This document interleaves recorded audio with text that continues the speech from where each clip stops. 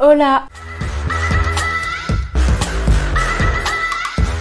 J'espère que vous allez bien, je suis trop contente de vous retrouver dans cette nouvelle vidéo. Ça faisait longtemps et j'aimerais m'excuser pour mon absence que j'ai eue pendant un mois et demi, presque 2 mois il me semble. Pour ceux qui me suivent sur Instagram, vous savez, je pense que vous avez un petit peu compris pourquoi. On a eu des moments assez compliqués là ces derniers temps, c'est-à-dire que juste pour vous faire court, on m'a brûlé ma voiture, je ne sais toujours pas qui c'est et pour moi c'est juste de la méchanceté gratuite ou de la jalousie ou des gamins qui ont cru que c'était amusant. Donc voilà, je n'irai pas dans les détails. J'ai fait énormément de papiers, ma motivation elle est tombée mais au plus bas, j'avais envie de rien. Et cette vidéo, ça fait un moment que je la décale, que je me dis bon bah là je la ferai plus tard. J'arrêtais pas de la décaler et là ça me manque en fait de tourner, donc je suis trop contente de vous avoir retrouvé. Et j'aimerais toucher un petit mot aussi également sur ma vidéo par rapport à l'iPad, elle ne fait mais qu'augmenter. Là la dernière fois que j'ai regardé on était à 6K, c'est un truc de malade. Donc franchement merci à tous ceux qui se sont également abonnés grâce à cette vidéo. J'espère que cette vidéo là va vous plaire. C'est une vidéo que je n'ai encore jamais fait sur ma chaîne.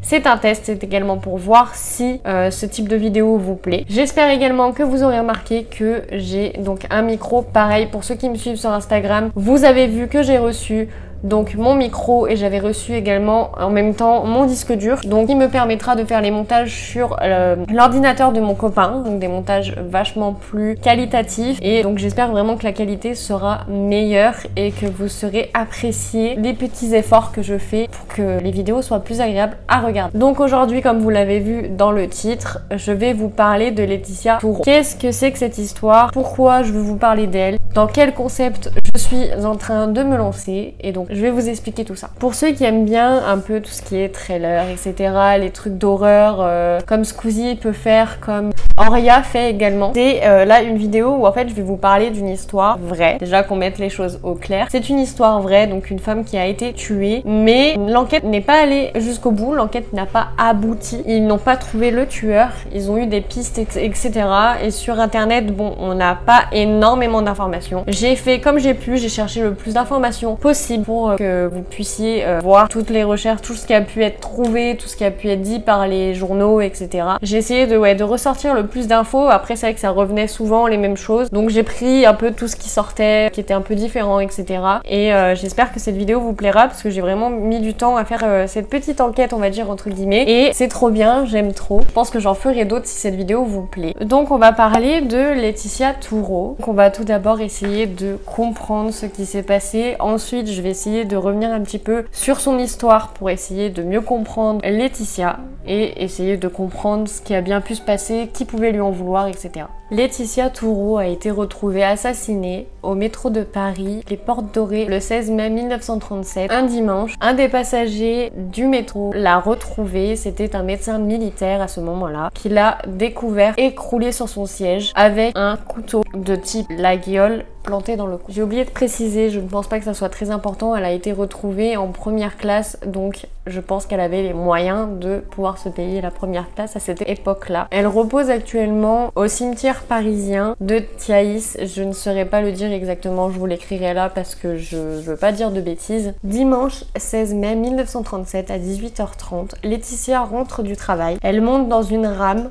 porte de Charenton, au terminus de la ligne 8. Une minute plus tard, 6 voyageurs rentre à la station suivante, Porte Dorée. Laetitia est seule dans le wagon, le visage baissé sous son chapeau blanc, elle semble endormie. Tout à coup, tandis que le train redémarre, son corps s'écroule au sol dans une mare de sang. Un couteau laguiole est planté dans son cou. Le coup a été tellement violent que la lame enfoncée jusqu'à la garde a sectionné la moelle épinière. Laetitia Tourreau vit à ce moment-là encore, mais elle décédera dans l'ambulance qui l'emmènera à l'hôpital Saint-Antoine. Visiblement, les 6 personnes qui sont rentrées dans le wagon à ce moment-là n'ont pas remarqué ce qui s'était passé avant qu'il ne rentre. Ils n'avaient pas vu que Laetitia n'était plus en état même, qu'elle était blessée.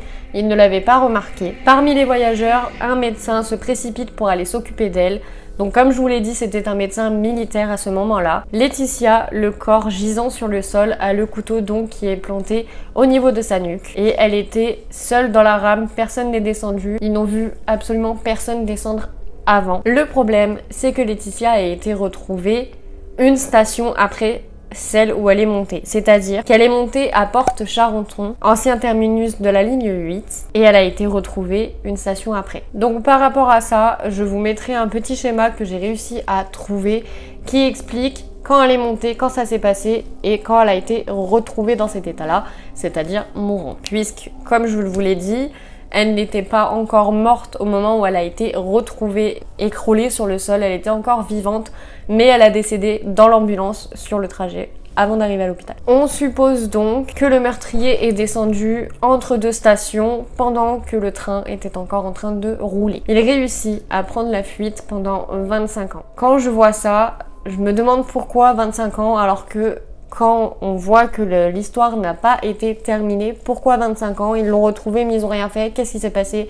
On va voir ça juste après. Laetitia Tourreau avait-elle une double identité? Donc maintenant nous allons nous concentrer sur Laetitia, son comportement, voir un petit peu comment elle était perçue par les autres et pour mieux comprendre ce qui a bien pu se passer, qui pouvait lui en vouloir pour en arriver à une telle violence. Ouvrière modèle, elle apparaissait pour d'autres comme une professionnelle du renseignement, mouchard patronal sur son lieu de travail. Elle travaillait aussi pour une agence de détectives chargée d'infiltrer certains milieux italiens. Elle possédait des liens étroits avec la Cagoule, une organisation d'extrême droite. S'agissait-il d'un règlement de compte? On ne sait pas. Du coup, maintenant, nous allons plus nous retourner sur le mobile, ce qu'ils ont pu trouver, la motivation des gens à faire ça. On va essayer de comprendre. On sait que Laetitia était italienne, mariée à un Français jusqu'à son décès pendant 4 ans et qu'elle travaillait à l'usine. On la présentait comme une jeune femme discrète, voire cachotière. Elle était serviable et considérée comme un modèle. Coucou,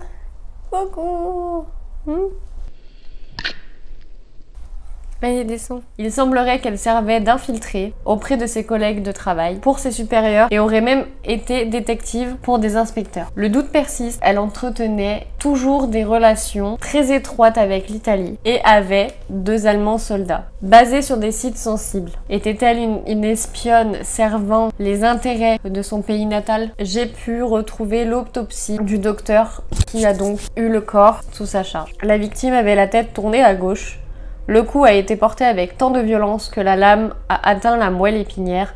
La netteté de la plaie prouve qu'il n'y a pas eu lutte. Extrait de la lettre de l'assassin de Laetitia Tourreau en juin 1962. Soudain, 25 ans plus tard, coup de théâtre. La police recevait en juin 1962 une lettre d'un médecin de Perpignan qui se déclarait être l'assassin de Laetitia Tourreau. Dévoilant un scénario possible et un mobile d'un nouveau genre, la jalousie, l'aveu est tardif et anonyme. L'homme serait-il passé d'un wagon à un autre grâce à un pas dite clé de pompier et aurait profité de l'animation provoquée par l'ouverture des portes des rames pour aller dans le wagon de Laetitia, puis de la même façon pour en sortir? Lettre de l'assassin présumé. Monsieur le commissaire, je ne sais si cette lettre vous parviendra. Peut-être sera-t-elle jetée au panier avant, comme l'œuvre d'un fou, et peut-être cela vendra-t-il mieux. Souvenez-vous de l'assassinat de Laetitia Tourreau qui a eu lieu porte de Charenton, dans le métro, le 16 mai 1937. Je suis l'assassin de Laetitia Tourreau. On a également la date de naissance de Laetitia et la date de son décès. Laetitia Tourreau est née le 11 septembre 1907 au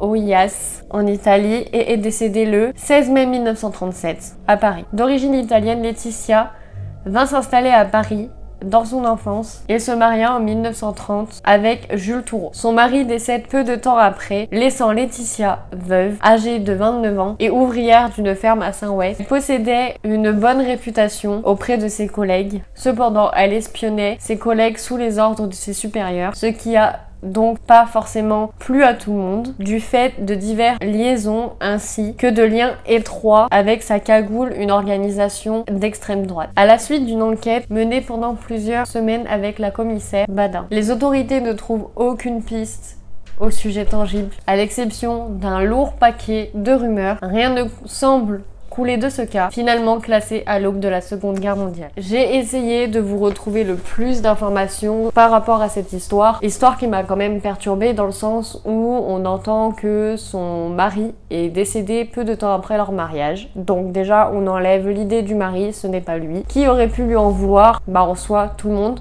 puisque Laetitia était comme une espionne aux yeux de tout le monde, puisqu'elle les surveillait et qu'elle rapportait tout ce qu'elle trouvait à ses supérieurs et également au cagoule. Donc c'était franchement pas très cool pour les autres et je pense que plusieurs n'ont pas trop apprécié ce comportement et ont donc voulu se venger parce que peut-être que Laetitia a rapporté des choses qui n'ont vraiment pas plu à certaines personnes. On ne sait pas qui c'est. On ne sait pas du coup si la personne qui a fait cette lettre pour faire des aveux est-elle vraiment la personne qui a tué Laetitia. On n'en sait absolument rien. Cette histoire me perturbe parce que c'est vrai qu'on n'a pas beaucoup de pistes, mis à part de savoir que Laetitia était un petit peu espionne et qu'elle faisait des trucs pas forcément très nets derrière ses collègues de travail, alors que pour d'autres collègues, elle passait pour une fille vraiment très professionnelle qui travaillait vraiment bien. Donc c'est un petit peu perturbant tout ça. Je ne sais pas ce que vous en pensez. J'espère que cette vidéo vous a plu. N'hésitez pas à me dire en commentaire, vous, votre avis, si vous avez des idées. Qui aurait pu faire ça? Qui aurait pu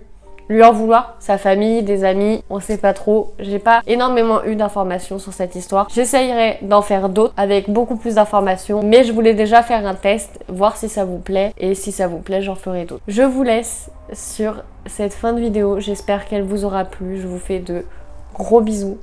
N'hésitez pas à poser un like, un commentaire et à vous abonner. Je vous fais de gros bisous et à la prochaine!